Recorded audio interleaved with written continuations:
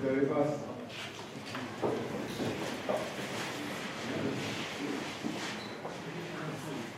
Right, Pamson. Mambo apinda tarauti kuredare kuziva mtemo. Arenyedza kasari atakapedza kuvhuradari. Ndinotanga kuya kugara. Kana kusina kuya kuzogara pakatanga kuita nyowani. Ndinoita mune matozvara kuzoti. Kana saba ngaise paoko hasei.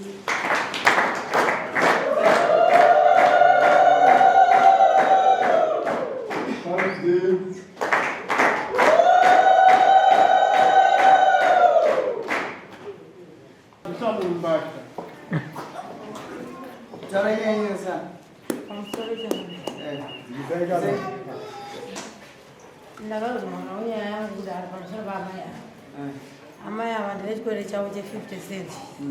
Ndakatora nzungu yakuita nzungu kwavari. Asi ndakaudzwa ndichakubhadharai mari yenyu yamanje. Saka vandiona ndichibva hangu mashopusi kuda mari yangu ndobva ndibata ndipfekera matenesi. Ndikafunga kuti ndichagumira kumatenesi aya vandipfekenura ndobva vazondibvutira wiki anga iri mumusoro. Ndobva ndangonyarara ndikati asi munhu ndechikwere naye ndobva vandibvisa siketi. Ndobva ndasara ndine penti yega yega masikati machena. Vana vachifamba, varume vachifamba. Murume wangu akamira pano ndipapo pabuilding iri apo. Akazokuwa ndapfekenura namajuzi. Ndichida kupfekenura namajuzi kusara ndine penti yega yega ndobva akamhanya akauya akasvika akamusa hembe yake t-shirt.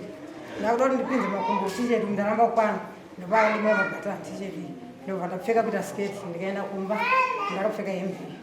Saka ndakumbira kuti ndada kuziva kwaari kuti Amai Jose. Anza kuota Amai Jose. Amai Jose.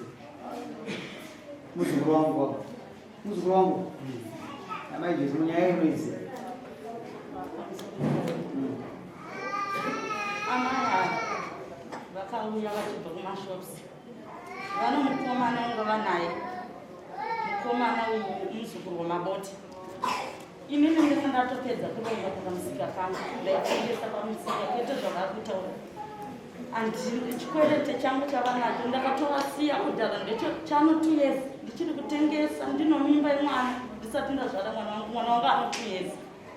Vauya vachibva kumashops vanomukomana wangu vanake ndaitotsvaira nofunga so pamusika. Vakasvika amai avo vakangosvika kuenda pamusika pangu vakasvika vakatora nzungu madomasi tomufunga pamusika kokungovatuokai madomasi yange yaripo yakadona yakapwanyika yangu. Ndakatomira nofunga inini ndaitotsvaira ndabva pano akati ndeipi kwa iya muri kuzungudzira vakadzibata nemuromo wakangoruma papepa kenzungu vakutodya. Ndakati ndikuda mari yangu ndipei nzungu dzangu ndiise mukango kapepa. Murume unga vanayo uyu avati aiwa musiyei. Nofunga vakatogara pamhiri perodhi pachirodhi chinobuda pasabhiriboti nemukomana uyu vavhadya nzungu. Mukomana wangu vanaye vachidya nzungu nguva diki diki murume atera. Murume wavo akabva atera abva wawana vanomukomana uye vakagarisana. Kugarisana kwakangoita vana nemurume uyo unga vanaye vakasvikirwa nemurume. Murume wavo akasvika angwa kasichale. Mukomana uye ndibvo pandakaziva zita iri kuti anonzi Chale vachidya nzungu. Murume abva todzisvikirwa nzungu dze dzasara kuti shoma shoma mukapepa. Dzasara shoma vavhadya nzungu. Uyu mukadzi ndipo pakatanga kuumburuka murodhi. Aumburuka murodhi achiumburuka ndipo mota yange yako yamanje ichibva kumastora avazvuviwa nemukadzi avaendeswa pamhiri pechipepa. Nyaya iyo wakwaya nayo kwanzii haisecret. Kana wambosikaona mambo ndikuti akambonyuvirira. Alright, Musa yamakuita. Musa ndakaita. Wakaimita sei? Wamubvisa skate. Takurwidzana. Wakamubvisa skate. Iwe wakakubvisei? Uyu akakubvisei? Akaenda pamusika. Aiwa, iwe wakambvisa skate. Iwe akakubvisei? Hapana. Inini hana ndakarohwa nemukomana wanganaye. Uyu ndiye akakurovera. Aiwa hana kumurohwa. Anga uchest point yako ndouyiwa. Wambvisa skate. Avafamba ari pedzi. Ndizvo. Hana kabva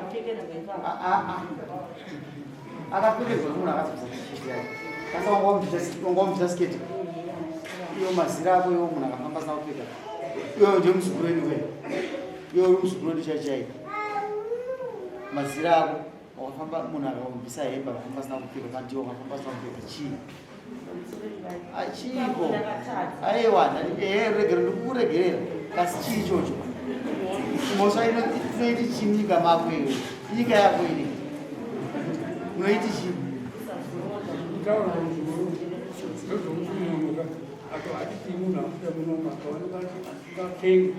achifamba pasina kupfeka anoridiswa chii chaita sei chimina avari kunyenga nekunyenga Aiwa. chimina wakapfekerei hembe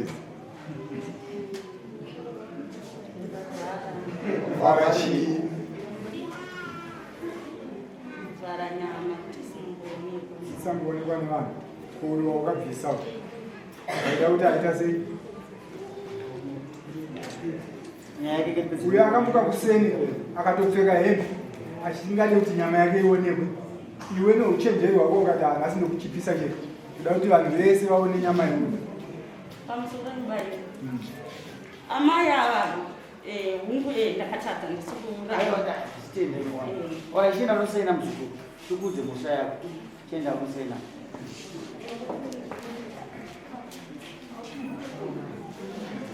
nemama makatora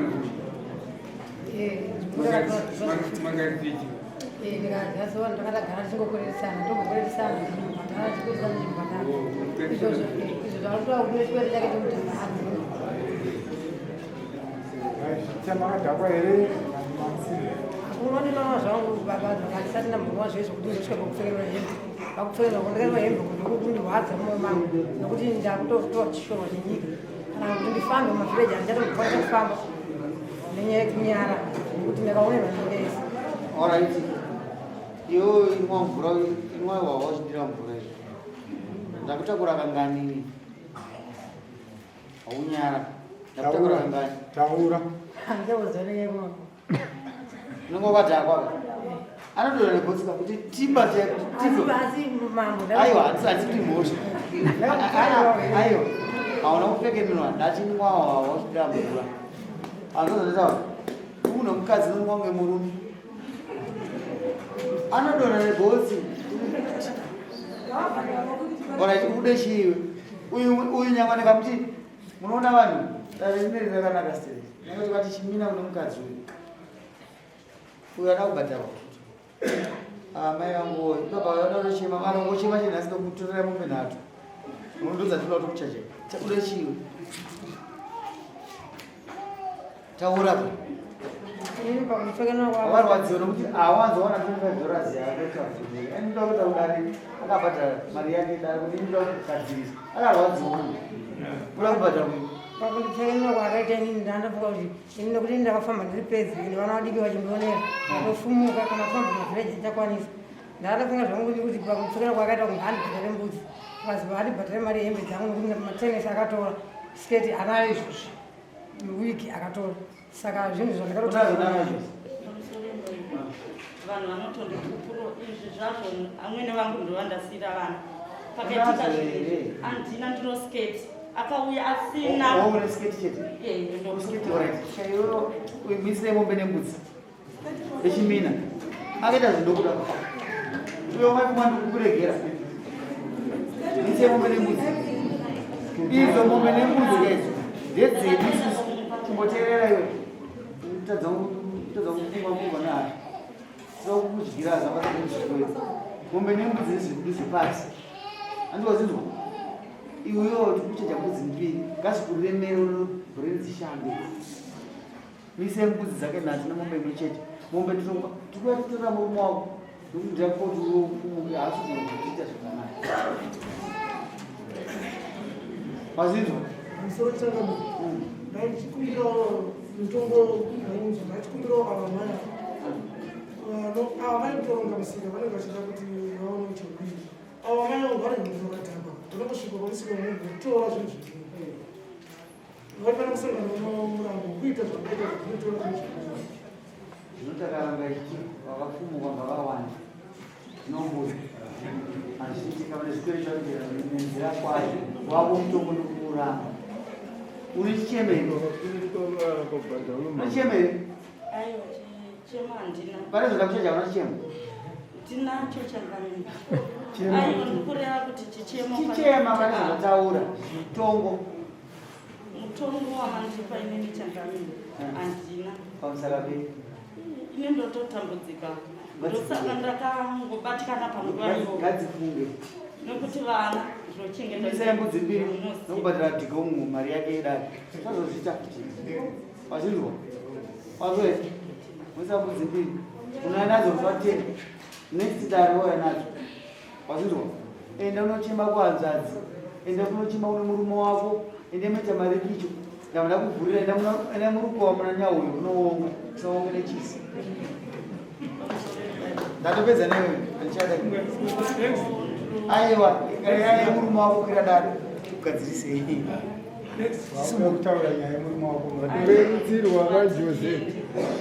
kasi iyo mbaiwa vamutsure iwo ine nandinatenda kumba kwako kuti ndizorwisana naye kai andinatenda kumba vanhu ava variko munomunyika unozviziva iwe kuti vanhu ava varichi variko izvo tikabva pane izvozvi kauda kuona kutaura chokwadi tiende pamashopu avo tosvika kunoona mumwe achitoumburuka vachida sei tinavo vanhu ivavo ende pamwe unomhanza kuti nokuti ukatozi namwari udzidze kuona kuti chakaipa muchiona kupi ndodai pasina vanhu ava chakaipa muchiona wanzwa saka iwa lake kuti uri kutoona upenyu kuti ugadzire upenyu hwako hwakanaka kubudikidza nevanhu vapi naye variko saka chirega kuhakira amai Jose usazoita kunge mwana wamaibheri rombe saka marombe tinada kuti adzisei kuona unge mwana wanhingi kuchikoro Aiton Bero. nyika yacho endai kuva muzvikoro dzakambudzi sekuti manditohwani aiyo